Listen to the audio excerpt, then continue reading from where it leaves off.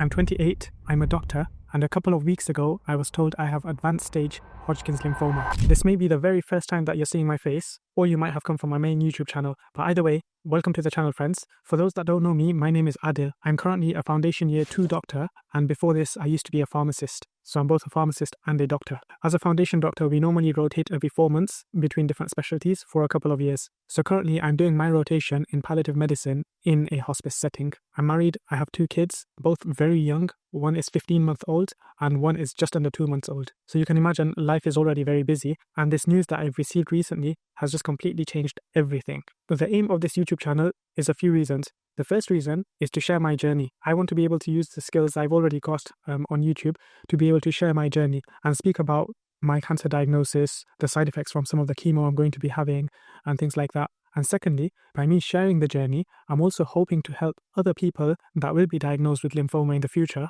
to have an insight in terms of how things work, what sort of investigations are involved, what are the difference in some of the treatments, and why you would opt for a certain type of treatment over the other, etc. And the final reason is you might have a family member that has recently been diagnosed with lymphoma and you might not know how to really help them or anything. By me sharing my journey, you might be able to see some of the problems that are involved in terms of what actually happens with lymphoma, and you can think about how you can best help your family member with their journey in lymphoma. So let's go straight in. What exactly is Hodgkin's lymphoma? So first of all, Hodgkin's lymphoma is not a common cancer. There's about 2,000 cases every single year in the UK. In my eyes, that's not that common.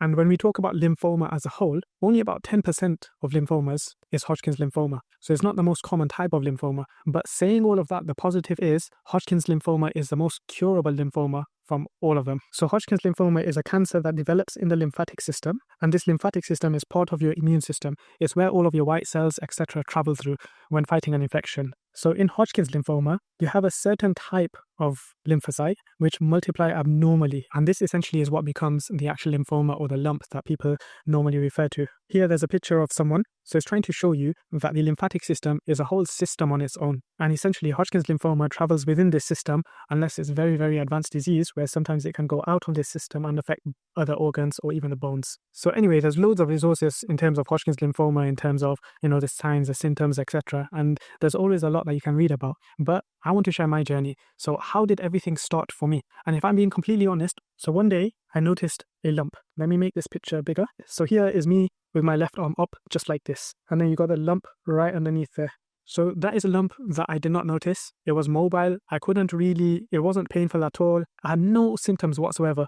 Just that lump that I noticed. So the first thing that I did was I went to my GP and I told him to have a look at this lump, and my GP said most likely this is something called a lipoma, which is essentially a non-cancerous growth of the fat cells in the area. But I wasn't quite satisfied with this because he was ready to send me home straight after that. No scans, no imaging, nothing. So I requested the GP that, okay, I understand that you think that it's a lipoma. Can we at least get an ultrasound scan to further visualize it? Initially, he was a bit reluctant, but he eventually agreed to it. And I'm quite glad in the end that we did get the ultrasound, because when we did go for the ultrasound later on, then all of the suspicions of lymphoma, they came up. And my next video will be all about the investigations in terms of lymphoma. But anyway, I had this lump, no symptoms whatsoever, and roughly maybe 3-4 weeks after noticing this lump, I started getting random fevers. Initially, these fevers, they were very low grade. So normal temperature is about 37.5. That's what our body should be. But I would probably get fevers of 37.7, 37.8. And at that time, it wasn't really affecting me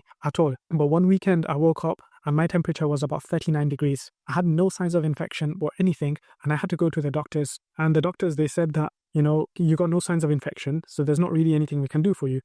So they just recommended having paracetamol, and they said that, I'm undergoing investigations for lymphoma, so most likely this is your symptom of lymphoma. And I said, okay, that's fine. There's not really much I can argue with that, because at that time there was no confirmed diagnosis and I had no evidence of actually having an infection myself as well. But as time went on, these fevers, they just continued, and the fevers would be much worse towards the evening and nighttime. So most of the time when I wake up first thing in the morning, no fever, generally I'm fine, I'm good enough to actually go to work. But then by the time I'm back from work and I sit down, and evening and nighttime, that's when the fevers would start getting really, really bad. And in recent days, my fevers have been as high as 39.6 degrees. And then after those recurrent fevers, I did start to get night sweats. However, they weren't drenching night sweats. My bedding, my pillows, etc., they weren't getting soaked. So I wouldn't really class it as drenching night sweats, but I was definitely sweating for sure. And I would feel like my body is on fire at night time. And it was a bit of a dilemma because I had my newborn baby sleeping in the same room as me.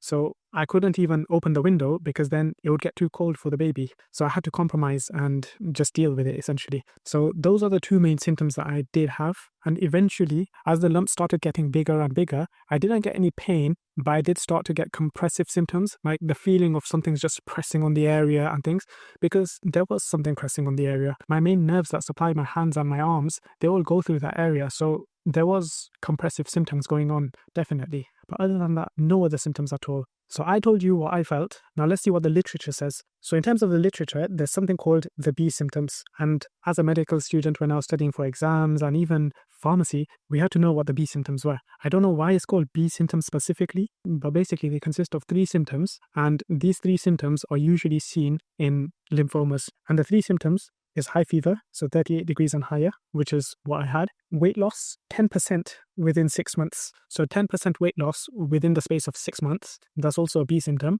I don't know whether I had this symptom or not. And the only reason why is because I rarely even check my weight in the first place. So I don't know whether I've lost weight or not, but I don't feel like I've lost any weight personally. So I don't really know whether I've got weight loss or not. And then the final symptoms is night sweats, but specifically which drench your nightclothes and bedding. So I don't think I met this requirement for B symptoms, but I definitely had a high fever. So I had 1 B symptom out of the 3. So that's where we've got to so far in my journey. My next video is going to be going through how we actually got to the diagnosis. So what investigations were done, which scans were done, why they were done, what they were looking for, and things like that. So if you want to follow this journey, then hit the subscribe button below. And if you have any questions, then comment below as well.